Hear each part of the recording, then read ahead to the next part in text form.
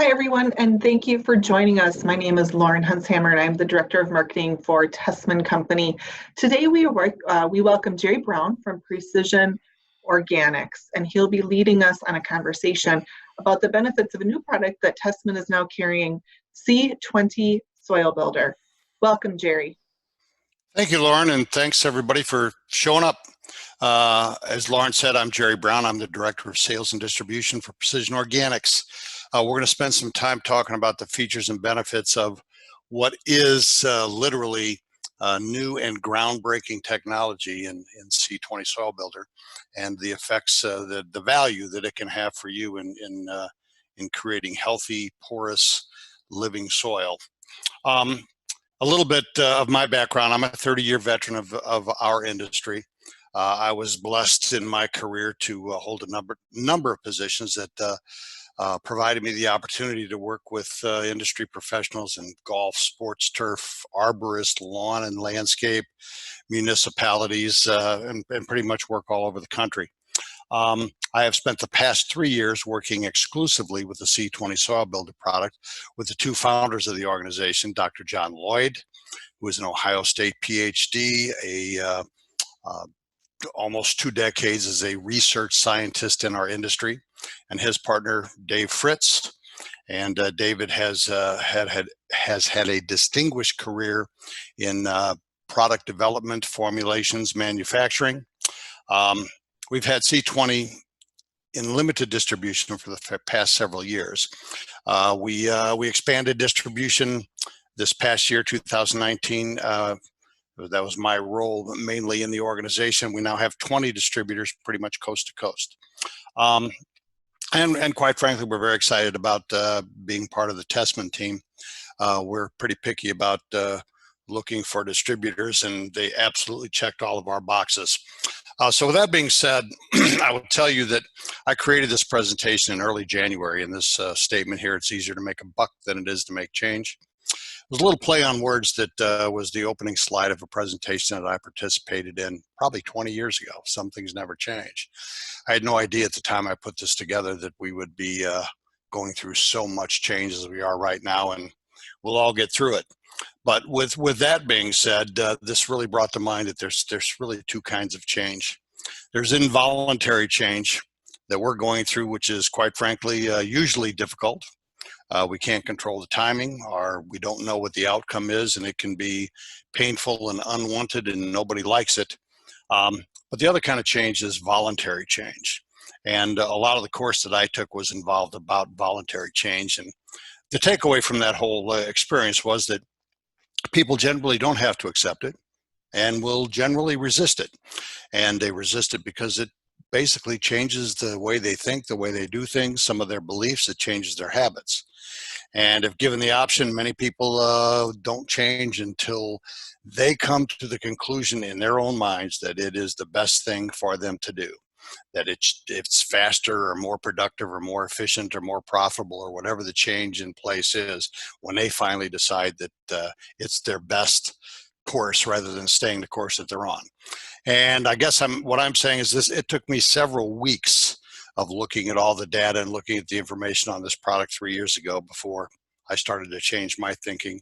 And one of my personal goals today is to speed that process up and that time frame up for you, and hopefully change the way that you think about soil compaction and nutrient availability and the impact that this product can have in those areas. So with that being said, objective to inspire change. I'd like you to consider changing the terminology that we use when talking about aeration. I see aeration as more of a process that is performed. And other terminology is really the objective of that process, like relieving soil compaction, reducing bulk density, and decompressing the soil are all other ways to talk about the objective of aeration. And as we go through this, I believe there's two choices now as far as the process to attain that objective: mechanical aeration, which we're all very familiar with, and microbial aeration, which hopefully will be something new for many of you viewing this webinar. I'd like us to consider changing the way we perform the process of aeration. And with a couple questions, where do we need to relieve soil compaction? Well, the answer is anywhere where we find it. And with the mechanical aeration process that we're all familiar with, ask the question, do we always relieve compaction if we've got a large surface roots beneath trees, and maybe they're trees lining a fairway of a golf course or around a sports complex? But if you've got surface roots, are you really aerating the soil underneath there? If you've got steep slopes on a property, or terraced areas where it's very difficult to get a mechanical aerator into for whatever the reasons are. But do we aerate those areas? And probably if a mechanical is our only choice, maybe the answer is no. When? And we'll talk about this throughout this presentation, but if you think about when should we relieve soil compaction, it's whenever we find compacted soil in the properties that we're maintaining. And if you think through it, that's probably not always the case. What plants need relief from soil compaction? And they all do, whether they're azaleas in a raised bed, or trees in mulched areas, or turf in a fairway, or the infield of a softball diamond. Every plant that's growing that's under our care needs to be growing in soil that is not compacted. So I'll ask you to take a trip back a couple hundred years with me, because this is kind of the foundation for where the whole concept of C20 comes from. So I'll take a minute here. This is pretty much Mother Nature's lawn. 200 years ago, most of the suburbs of Minneapolis or any major metropolitan area were grass fields, were prairies. And not only were some of the perennial grasses that we've since cultivated and refined to be the nice manicured turf that we all have, but within this environment was also every weed that's every native weed that's been out there, annual grasses, the crabgrasses and the foxtails and goosegrass and barnyard grass, and along with the thistles and plantains and all the annual broadleafs. And all of that stuff was allowed to grow to maturity, to die in place, and then all of that decomposing material, along with their root systems, contained that organic matter, contains the carbon that microbes feed on. And it is carbon that is microbe food, and it is carbon in the soil that will determine the microbe population in that soil, which will determine ultimately the health of that soil.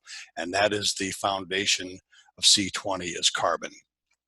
And you could find up to 4,000 pounds of decaying organic matter if you could go find a natural, healthy, untouched prairie somewhere. You could find up to that much organic matter, and that organic matter contains the carbon. It's the carbon that feeds the microbes. So a little bit of a sidebar, but other areas of Minnesota were maybe covered with forests at one time that aren't anymore. But if you could find an untouched forest floor, you could find up to 36 tons of carbon, and that's not organic matter, that's the carbon contained in that organic matter. You could find 36 tons of carbon in an acre of soil in a forest. So if you raked down into this forest and grabbed a handful of soil and took it and had it analyzed, and this is an important number, you would find about a 20-to-1 ratio of carbon to nitrogen. 20-to-1 carbon. And that's an important piece of the foundation of where C20 comes from. And this happens to be residential turf, but the story applies pretty much everywhere. It just happens to be one of my favorite pictures. So what we did, going forward a couple hundred years, we took that prairie and we eliminated all of that annual stuff, all those annual weeds and the broadleaf weeds and anything that we didn't like, and we finally figured out this really manicured turf. And then we went over to the forest and grabbed trees out of that forest and planted them right in the middle of our refined prairie. And that's what we called the urban landscapes, and golf courses and a lot of turf around the suburban areas of the country come from that concept.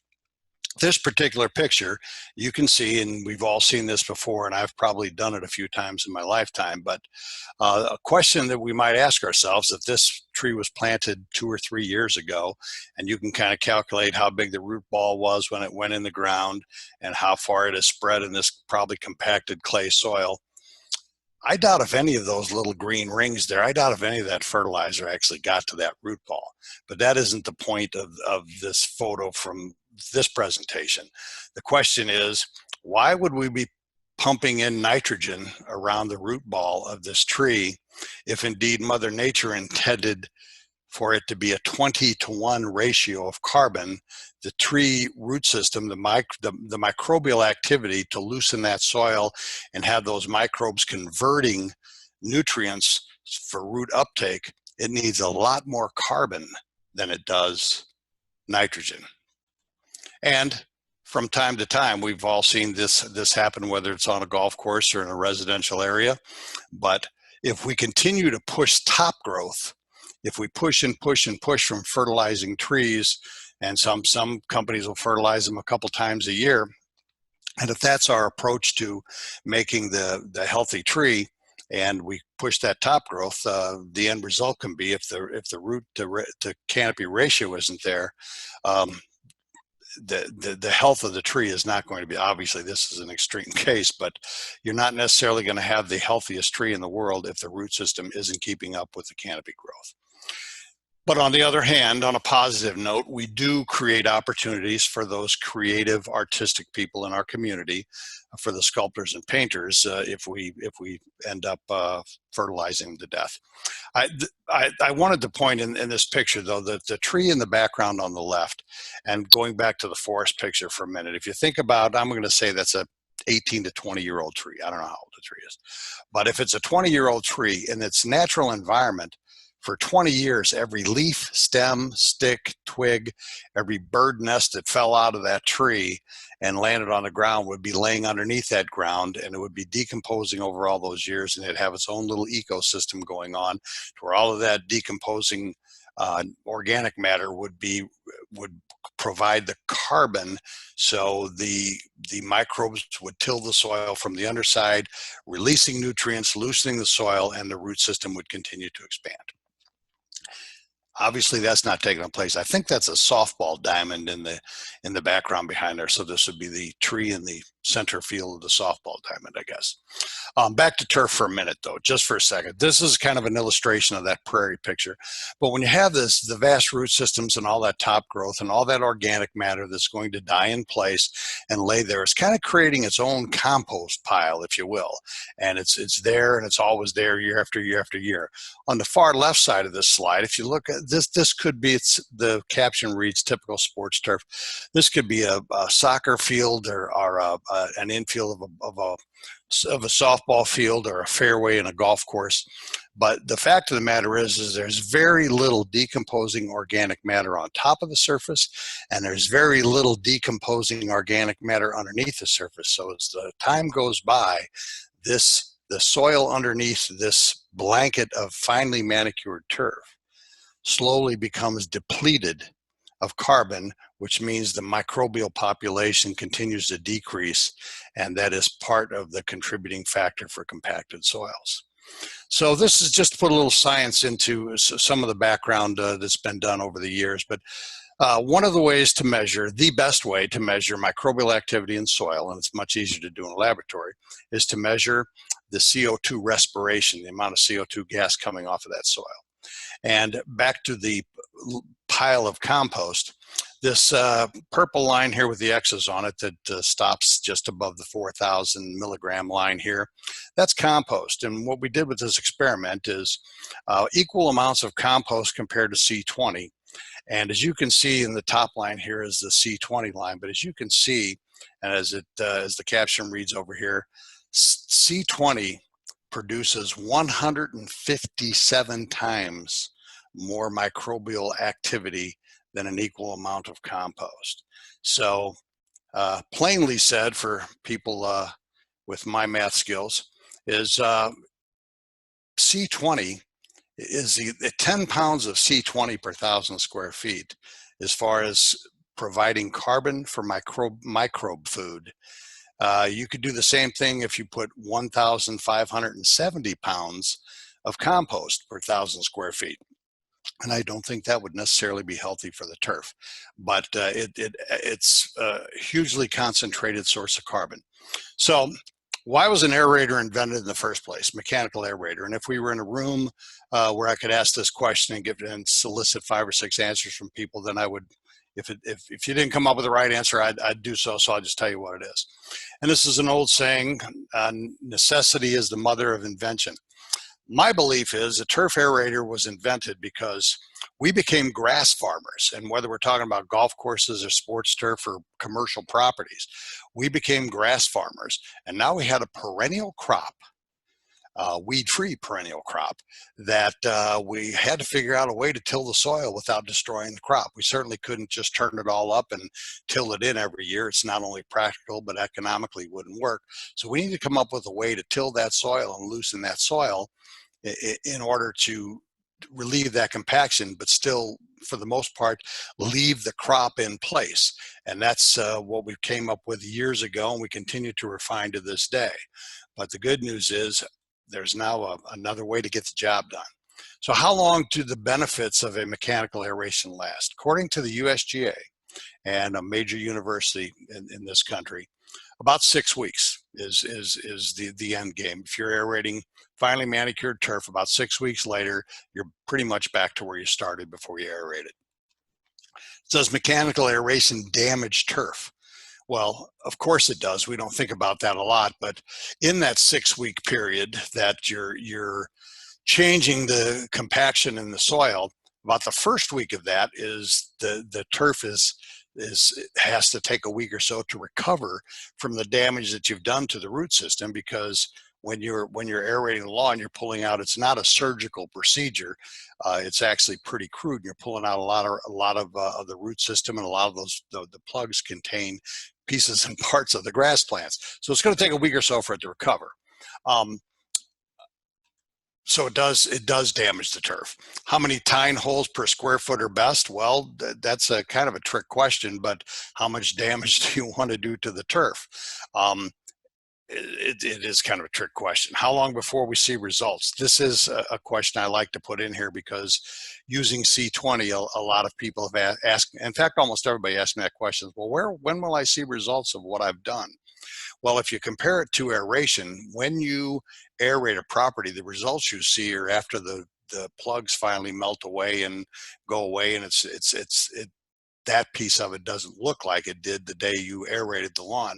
But really, the results are not exactly an ocular measurement, if you allow me to use that term. The results are over a period of time. It's better moisture percolation.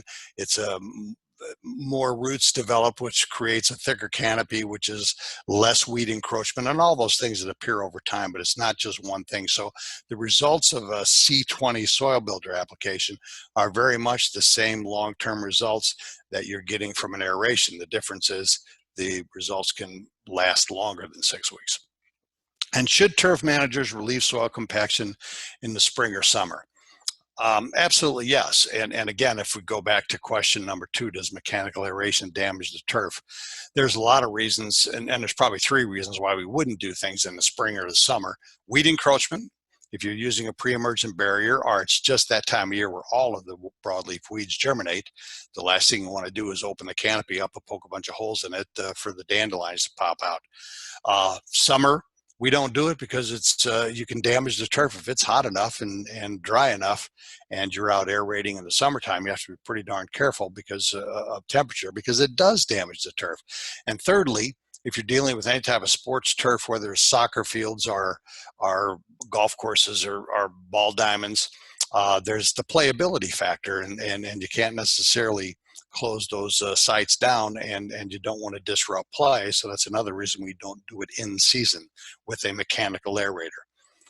And what is the alternative to mechanical aeration? Well, here's some of the thoughts in coming up with the C20 product. We'd want to have a concentrated consumable carbon, as demonstrated in that graph that I showed you, a food source for soil microbes that was concentrated carbon.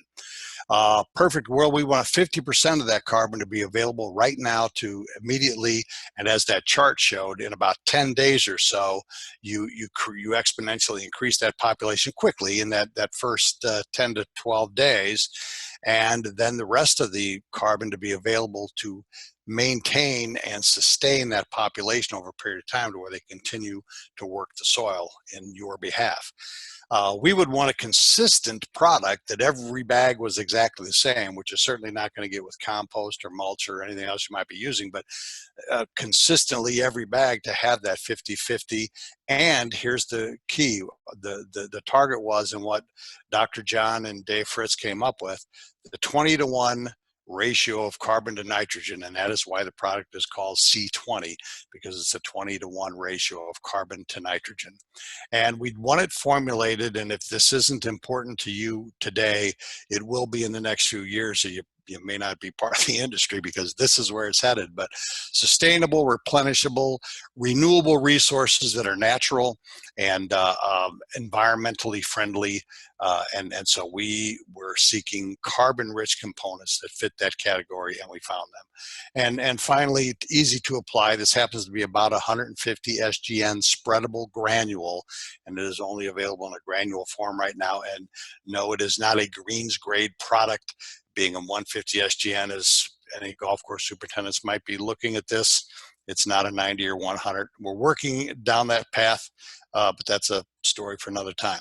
So the bottom line is that description is C20 Soil Builder. And this is a product that can decompress the soil, relieve compaction, reduce bulk density without poking the holes, without disrupting the surface. And we think that's an absolute game changer. So very quickly, just in a little bit of a review, but comparing the two, microbial and mechanical aerations. Obviously both relieve compaction, but again, microbial aeration with C20, if you can relieve compaction without disturbing the surface of the property that you are treating, we think that is an absolute game changer. Only microbial aeration can relieve soil compaction without promoting weed encroachment. You don't interfere with your pre-emergent barrier. You don't do anything to open the canopy up for broadleaf weeds. Only microbial aeration can relieve compaction without disrupting the use of the sports fields. You could do this in an evening and everybody could be playing on whatever the field is tomorrow. Microbial aeration, and only microbial aeration can relieve soil compaction without any risk, or any more risk than a spreader has, to damage any irrigation systems or gates or fences or any physical structures that are on the property. You're using whatever spreading equipment that you use, whether it's a push spreader, ride-on spreader, a lily, whatever it might be. Microbial aeration, and only microbial aeration, doesn't require any heavier equipment than your spreader. And we think that's another game changer of sorts. Sensitive areas, certainly. And microbial aeration will relieve compaction, and we can spend 30 minutes on this as well, but improving the performance of your applied fertilizer as well as fertilizer that is already in the soil. And we've got lots of pictures of unfertilized turf that's had C20 applied, where you actually get a color response because the product is feeding the microbes, who are then freeing up nutrients that will get you a green color. If you're after green color, just put a half pound of urea down, because we're not selling C20 for a color response. We're selling C20 Soil Builder to build the microbe population, create porous soil with lots of pore space in it, and make everything else work better. So, review of the product. Packaging, it's a 40-pound bag, 40 bags per pallet. It's carbon-rich components of harvested grain byproducts. So this is, as long as all of us are eating crackers and bread, we will have source material, because these are the byproducts. We're not taking any food out of anybody's mouth, but we have found within those byproducts specific components that we can put together and come up with that 20-to-1 ratio of carbon to nitrogen in a 50-50 blend of recalcitrant and labile carbon, or slow release, fast release. So the formulation, 20-to-1 ratio, 50-50, slow to fast. Application rates, 10 pounds per 1,000 square feet on turf, 20 pounds for carbon replenishment underneath the canopy of trees or in shrub beds and that sort of thing. And there's the rates are all on the bag for if you're treating micronutrient deficiencies in pin oaks, maples, birches. It's all based on the DBH of the tree. and it's all on the package. And this picture over on the right here, bottom right, is a kind of it is a picture of the granule itself. It's an extruded granule. So these brochures are available from certainly the folks at Tessman, and I just want to point these out. And they've got nice pictures, and they're very brief bullet points, and they all make the points. And these are flyers that you may be getting one from your sales associate.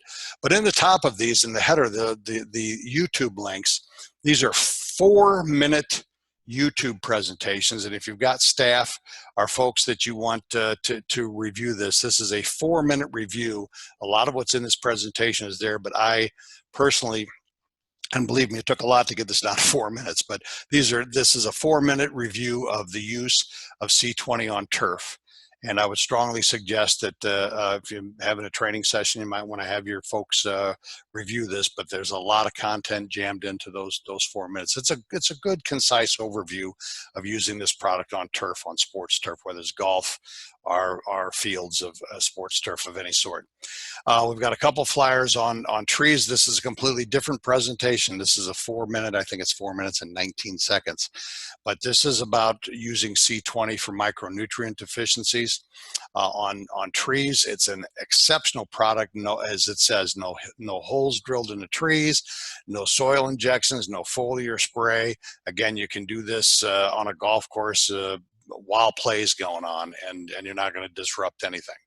And this is about healthy soil and improved root and canopy. It's the same tree presentations on here, but this is information about using C20 just to ensure that you're continuing to expand that root system to keep up with the canopy. We have some other material. These happen to be a couple of things. Dr. John's done a comparison for humates, humic acids, the difference between C20 and biochar, and it's kind of a companion product there. They can be used together, and actually one can help the other. This is a carbon energy the overview, and this is some of Dr. John's thoughts and notes. Gives you a good background on C20. So we have stuff available. The final thing I want to show you, and this is why I can speak about this product with the amount of enthusiasm I can. I did this work almost 3 years ago. I think 3 years ago, probably this week, maybe last week is when I started this. And I went over to a construction site, and the foundation was in. They were framing this $1 million home, and I scraped off a few inches off the top of the right in the middle of the front yard and put it in a bucket. And I mixed all the soil up, if you could even call it soil, took out the nails and construction debris and rocks and stuff, and equal amounts in these 2 pans with holes drilled in the bottom of the pans. One pan on the right, I put 4 grams of C20 on the surface, and that equals about a 10-pound rate per 1,000 square feet. I put 4 grams of a 4-way blend of turf-type tall fescue because I'm in Kansas City and that's what grows here. I set these 2 pans side by side. They were watered the same, got the same amount of sunlight. They experienced the exact same life up until this point in time, and this was 44 days after germination. And I can tell you the only difference in these 2 pans is the pan on the right, C20. There were nutrients in that soil, and there were enough microbes in that soil, which this is pretty much the soil that came out of the 8-foot hole where they dug the foundation for the most part.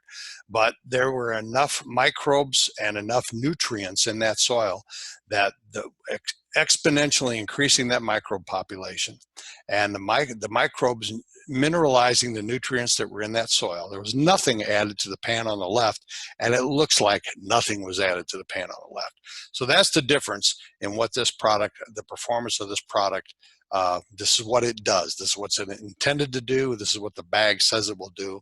And I can tell you from personal experience, that's what it does.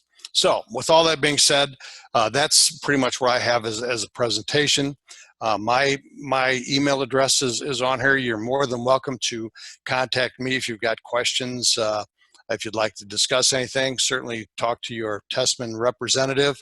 And Lauren, if there's any questions, she'll come back on and tell me what they might be. So Lauren, that's other than my very last slide to just please remember that microbes need to eat too. Thanks for your time. Lauren?